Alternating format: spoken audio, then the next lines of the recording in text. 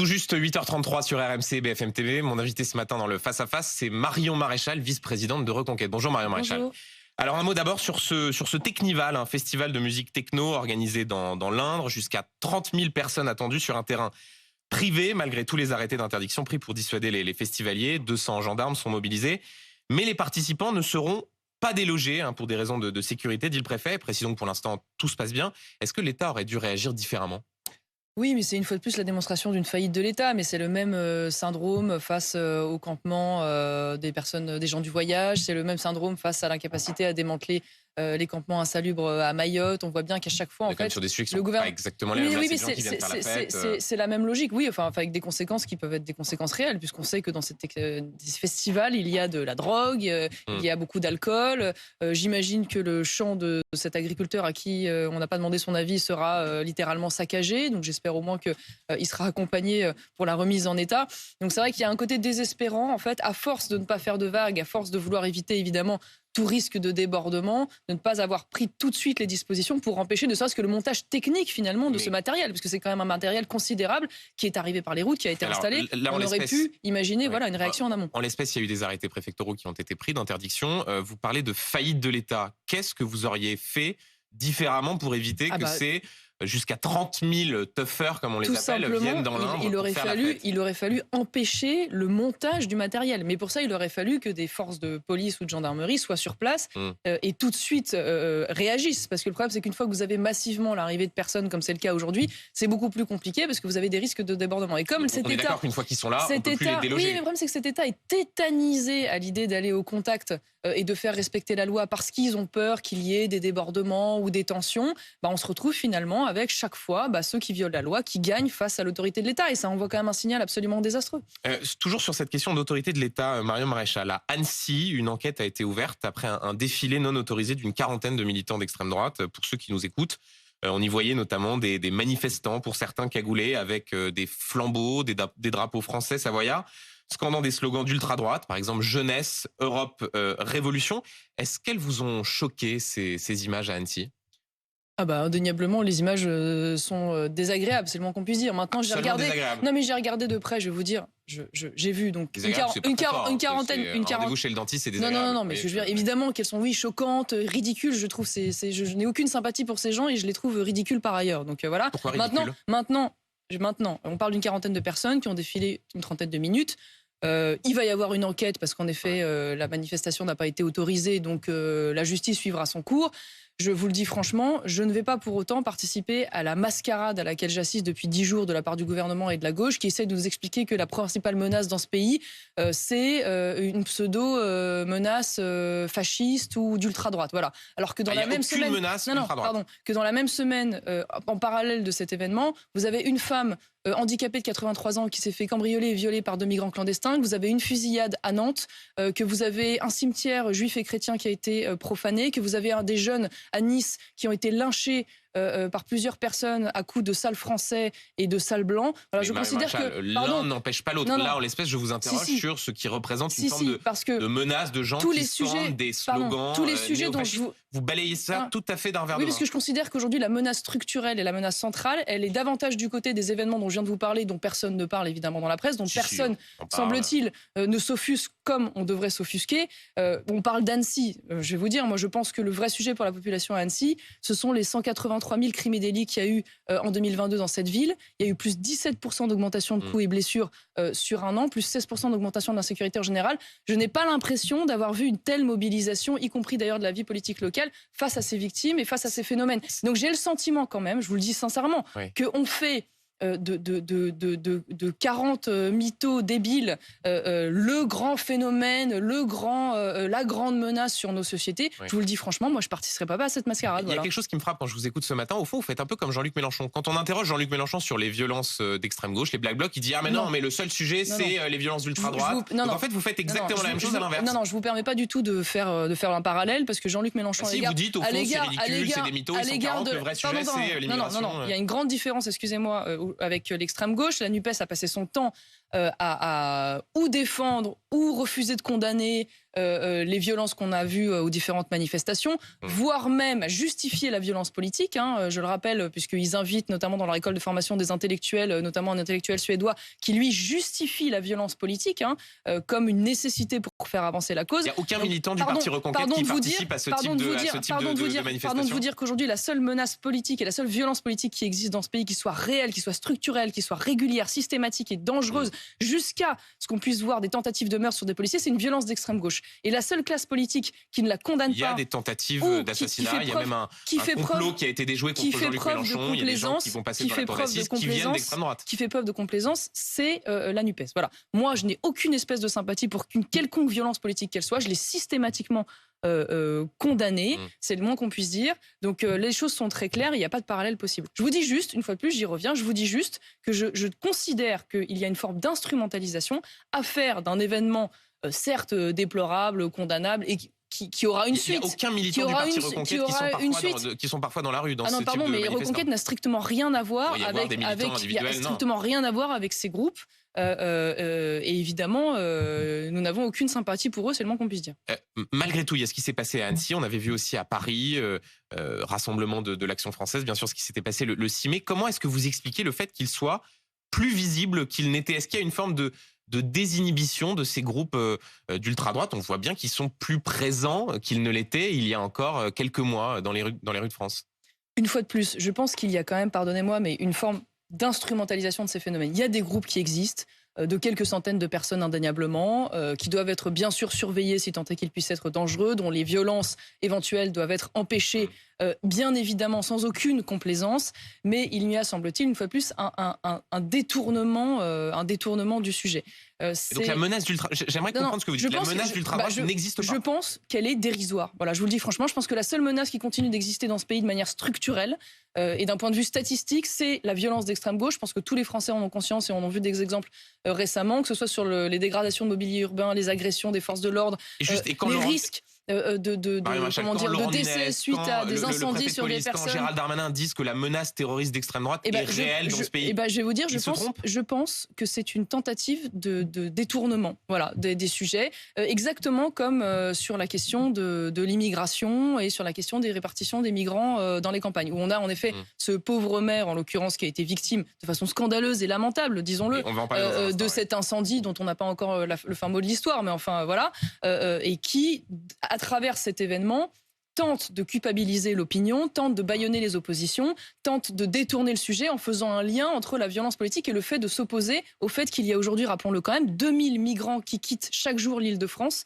et qui sont envoyés dans les campagnes françaises. On va en parler dans un instant, mais est-ce qu'au fond, vos idées, la candidature d'Éric Zemmour, n'ont pas contribué à désinhiber ce type de mouvement-là ?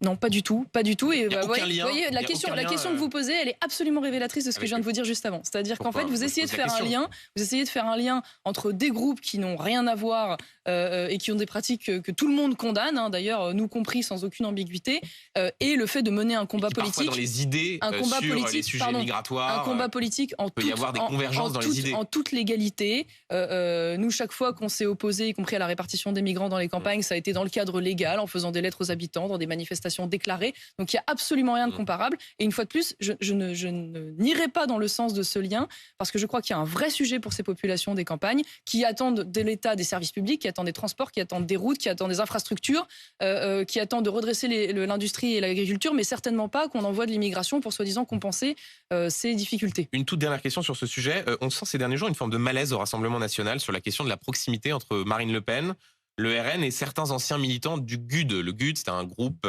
d'extrême droite violent. Frédéric Chatillon, Axel Lousteau, qui était à la manifestation du 6 mai. Votre tante veut donner l'impression de vouloir, s'éloigner de ces gens-là. C'est sincère ou c'est une stratégie ? Si vous voulez interroger Marine Le Pen sur ce sujet, vous interrogerez Marine Le Pen sur ce sujet. Vous connaissez bien les coulisses, vous connaissez les amitiés entre les uns et les autres. C'est pas moi qui vais commencer à commenter, si vous voulez, les relations des uns et des autres. Voilà, vous savez ce qu'il en est. Mais ils sont proches ou pas ? Vous interrogerez le Rassemblement national. Quand elle dit c'est pas des proches, est-ce qu'elle a raison ? Je ne vous répondrai pas là-dessus. Voilà, je vous le dis franchement, moi je n'ai pas du tout envie de me retrouver dans la situation de devoir commenter les relations, les amitiés ou les non-amitiés du Rassemblement national. Moi je vous réponds sur le fond politique. Et c'est tout.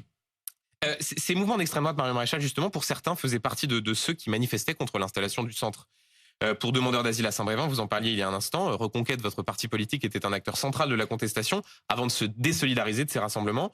Compte tenu... Alors, oui. Alors, Oui. ce que vous oubliez quand même de dire, c'est que en fait, l'immense majorité de la population était contre l'installation de ces migrants. Non, mais parce C'est que l'immense majorité, il n'y a pas de non, mais sondage. parce que vous parlez de. D'ailleurs, même le maire en question, donc qui a été victime de l'incendie, avait expliqué à l'époque qu'il refusait de faire un référendum parce que vraisemblablement la population dirait non. D'accord, Voilà. enfin, il n'y a pas de sondage, il y a aussi des habitants de la ville qui ont regretté la démission du maire. Ouais.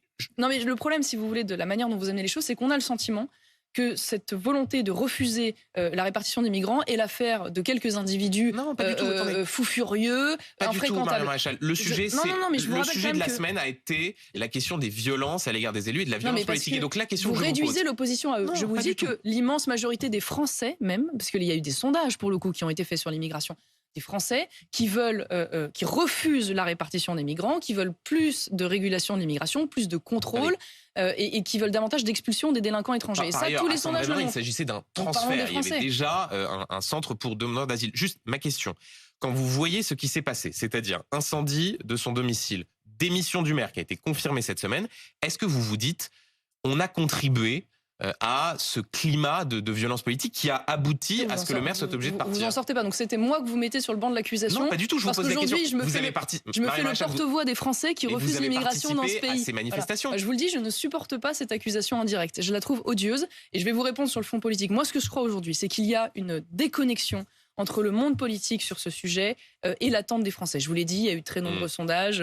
On pourrait parler du sondage du CSA qui avait eu il y a quelques mois, qui expliquait qu'il y avait 82% des Français qui étaient pour l'expulsion systématique des délinquants clandestins ou étrangers. Et pourtant, on voit bien que le gouvernement n'arrive pas à mettre ce sujet sur la table parce qu'il n'a pas de majorité aujourd'hui à l'Assemblée pour le faire, parce qu'évidemment, la gauche en grande partie, y compris une partie d'ILR, refuse d'avancer sur ce sujet. Et ben moi, je lui donne une solution clairement qui devrait être simple, c'est de faire un référendum. C'est-à-dire qu'à un moment donné, quand on n'a pas de majorité à l'Assemblée, on va chercher une majorité auprès du peuple français. C'est pas le bon outil pour sur les sujets migratoires. C'est jamais le bon outil pour aller directement devant les Français. Mais là, en l'occurrence, ça n'est pas un sujet clivant pour les Français. Donc, une fois de plus, ils pourraient répondre à cette inquiétude. Encore une fois, je ne parle pas du sujet migratoire sur le fond, je parle de vos méthodes.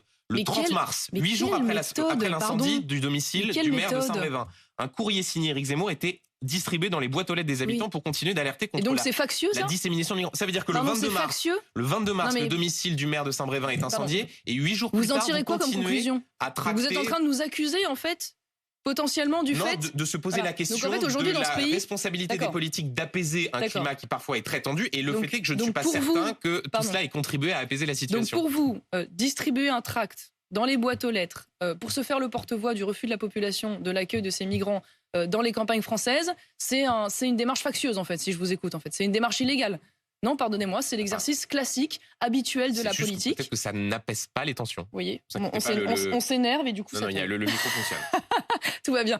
Donc non, je ne crois pas qu'il y ait du tout de lien de cause à effet, pardonnez-moi. Une fois de plus, je refuse cette logique de culpabilité dans laquelle vous nous enfermez. Je la trouve absolument insupportable. Je pense qu'aujourd'hui, les campagnes françaises ont suffisamment de problèmes pour qu'on importe avec elles, en plus, les risques que porte une immigration qu'on a du mal à intégrer sur le plan professionnel, qui peut apporter avec elle une part de délinquance, comme le reconnaît d'ailleurs lui-même le ministre de l'Intérieur. C'est ça qui est extraordinaire, c'est qu'on a un ministre de l'Intérieur qui lui-même a admis à plusieurs reprises qu'il y avait un lien entre délinquance et immigration et qui n'en tire aucune espèce de conclusion. Voilà. Et une fois de plus, j'y reviens, quand je vois ce genre de sujet, pardonnez-moi, j'aurais préféré qu'on parle pendant un quart d'heure du fait qu'une femme de 83 ans, je m'arrête là-dessus parce qu'on a l'impression que ça n'offusque plus personne. Pas du tout. Une femme de 83 ans, handicapée, a été violée par un migrant clandestin qui était sous OQTF. Voilà. Et ça, la faillite de l'État, pardon, elle est là. Et donc juste d'un mot, j'en termine par là. Vous allez continuer cette méthode consistant dans les villes et villages où il y a des centres d'accueil pour demandeurs d'asile qui sont susceptibles d'être installés, d'aller faire de l'agit-prop. Par exemple, il y a une mairie dans l'Indre, la ville de Bélabre, 1000 habitants. Le maire Laurent Laroche dit qu'un responsable local de Reconquête est venu invectiver son épouse devant chez lui. Vous allez continuer tout ça? On va continuer de s'opposer dans le cadre des institutions et dans le cadre légal. Ça s'appelle la démocratie. Figurez-vous, dans un état de droit, on a le droit de manifester paisiblement, on a le droit de faire des tracts, on a le droit d'alerter la population. Voilà, paisiblement, quand on va devant le domicile d'un maire pour invectiver sa femme, je suis pas au courant de cette affaire en particulier. Voilà, donc on recoupera après les informations s'il faut. C'est lui qui dit, c'est le maire. Tout ce que je peux vous dire, c'est que tout ce que nous avons fait, nous l'avons fait de manière parfaitement apaisée et légale. Et une fois de plus, je vais vous dire, c'est même pas seulement un droit, c'est un devoir. Parce que si nous ne le faisons pas, qui va le faire? Parce que la réalité, c'est qu'avec les méthodes que vous utilisez, c'est que même le Rassemblement national n'ose plus le faire. Précisément parce que, et c'est la teneur de cette interview aujourd'hui, c'est la teneur de ce que fait le gouvernement depuis 10 jours, vous créez un lien de culpabilité entre les 10 zozos potentiellement violents et le fait de s'opposer à l'immigration. Et la conséquence, c'est quoi? Mais ça marche très bien. Ça marche très bien. D'ailleurs, la droite se couche systématiquement, les LR depuis longtemps, et le Rassemblement national a aussi manifestement un certain malaise là-dessus. Se sent coupable. Voilà, moi je vous le dis, à Reconquête, nous refusons cela et nous ne participerons pas à cette mascarade. Une fois de plus, les vrais sujets dans ce pays, ils sont pas là, pardonnez-moi. Marion Maréchal, vous évoquiez la droite. Il y a la droite d'hier et peut-être de demain. D'hier d'abord, dans les colonnes du Figaro ce matin, Nicolas Sarkozy continue de clamer son innocence et charge ses juges accusés d'avoir, je cite, foulé aux pieds les principes essentiels de notre démocratie. Est-ce qu'un ancien président peut parler comme ça de l'institution judiciaire ? En l'occurrence, je pense que oui, il y a de fait dans cette affaire des choses extrêmement inquiétantes. On parle beaucoup de l'état de droit et du respect de l'état de droit. Il y a indéniablement des droits fondamentaux qui ont été violés dans cette affaire. Qu'on regarde qu'il s'agisse de la garantie de l'impartialité du juge, je rappelle quand même qu'il a été condamné par un juge qui avait publiquement pris parti contre sa politique à l'époque, ne serait-ce sur la suppression du juge d'instruction, c'était sous son quinquennat. Exactement. Donc il aurait fallu quand même, par prudence, que ce juge se déporte, ce qui n'a pas été le cas. Et la deuxième chose, c'est une fois de plus les écoutes qui ont été utilisées entre un client et son avocat. Je vous le dis, moi je trouve ça extrêmement inquiétant qu'il s'agisse d'ailleurs qui ont été validées. Oui, pour ce cas-là en particulier, ce qui n'est pas le cas normalement de manière générale. Il y a un débat sur la jurisprudence, sur la question des écoutes. Et d'ailleurs, j'ose espérer qu'on y reviendra et peut-être le Conseil, la Cour de cassation reviendra dessus. Mais en tout cas, ce qui est sûr, c'est que ce n'est pas parce que c'est un ancien président de la République qu'il doit être jugé différemment du citoyen lambda. Et là, il me semble qu'il y a quand même une forme d'acharnement très agréable qui est probablement liée, je vous le dis franchement, au fait que nous avons quand même une partie de notre justice qui est politisée dans ce pays. Et on le voit avec le syndicat de la magistrature notamment, qui à plusieurs reprises a fait la démonstration de son engagement dans le débat politique. Je vous rappelle quand même qu'à Mayotte, puisqu'on parlait de ce sujet, le syndicat de la magistrature a envoyé un mail à ses adhérents juges quelques jours après l'annonce du ministre de l'Intérieur d'aller démanteler donc ces fameux camps illégaux et de renvoyer les immigrés, en passant une consigne politique et en disant ne soyez pas les idiots utiles de cette politique qui viole les droits humains et tout. Donc on est face à des phénomènes quand même très inquiétants. Dans cette interview au Figaro, Nicolas Sarkozy continue à considérer que la solution pour la droite, pour les LR, c'est de s'allier d'une façon ou d'une autre avec Emmanuel Macron. Ça fait plutôt vos affaires, ça, qu'il lance cet appel-là. En tout cas, c'est pas nouveau, puisqu'en l'occurrence, Nicolas Sarkozy, en effet, l'avait dit par un combat. Il a même soutenu Emmanuel Macron. Donc, il est dans la même logique qu'aujourd'hui Laurent Wauquiez, qui a fait une interview qui, me semble-t-il, ces derniers jours, va dans le même sens, où pendant le tiers de l'interview, il défend peu ou prou le bilan d'Emmanuel Macron en expliquant que tout n'a pas été si mal. Ah, vous considérez que c'est intéressant, là, arrêtons-nous là-dessus une seconde. Donc, effectivement, Laurent Wauquiez qui fait une interview dans Le Point, vous considérez qu'il est trop de mansuétude à l'égard du président de la République? Je pense clairement qu'il veut s'inscrire aujourd'hui dans l'héritage, comme l'héritier ou le remplaçant, si je puis dire, d'Emmanuel Macron, l'un des remplaçants, parce qu'il y a beaucoup de candidats. Et en cela, d'ailleurs, la droite française, en tout cas, fait preuve d'une singularité particulière, parce que partout en Europe, on voit des trajectoires de coalition des droites, et nous, on continue d'avoir cette fausse droite LR qui, elle, veut courir en permanence vers le centre et vers la gauche. Laurent Wauquiez en fait la démonstration à ce moment-là.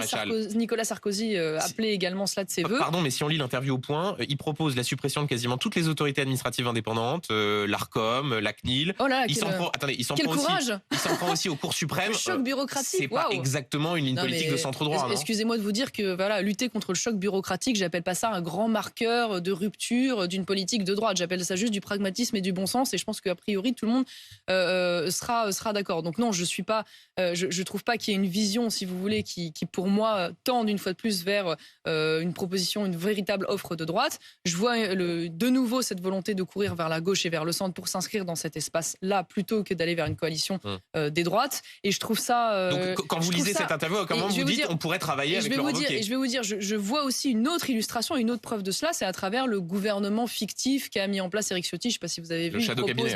Oui, il n'y a pas de shadow cabinet à Reconquête. Et dans lequel, peut-être pas suffisamment de ministres potentiels. Mais ça viendra, vous verrez, après qu'on ait des députés européens. En l'occurrence, il se trouve que Éric Ciotti a proposé parmi ses ministres fantômes, la moitié sont aujourd'hui proches ou en phase de rapprochement avec le camp d'Emmanuel Macron. Voilà, et on voit bien que la plupart aujourd'hui des chefs de file de LR, je pense notamment à Rachida Dati et d'autres, plaident pour des alliances avec Emmanuel Macron. Donc moi, ce que je vous dis par rapport à ça, c'est qu'aujourd'hui, me semble-t-il, le seul véritable parti qui propose une véritable offre de droite, c'est Reconquête. Voilà. Donc j'espère que les déçus de LR se tourneront vers nous. Il nous reste 15 secondes. Quand est-ce qu'on saura si vous êtes tête de liste aux européennes? En temps voulu. Et donc, ça sera vraisemblablement vous ou Éric Zemmour a peut-être encore envie d'essayer d'exister à travers cette élection? En temps voulu, une fois de plus. Qu'il qualifiait de présidentielle du pauvre dans ses livres. En temps voulu, une fois de plus, le bureau exécutif se prononcera lorsque nous le souhaiterons pour être le mieux armé possible pour aller vers cette élection qui, j'en suis sûre, va être un moment important pour nous parce qu'il va nous permettre de rentrer dans les instances européennes et de participer, je l'espère, à la grande recomposition des droites européennes à venir. Merci Marion Maréchal, il est 8h53 sur RMC et BFM TV.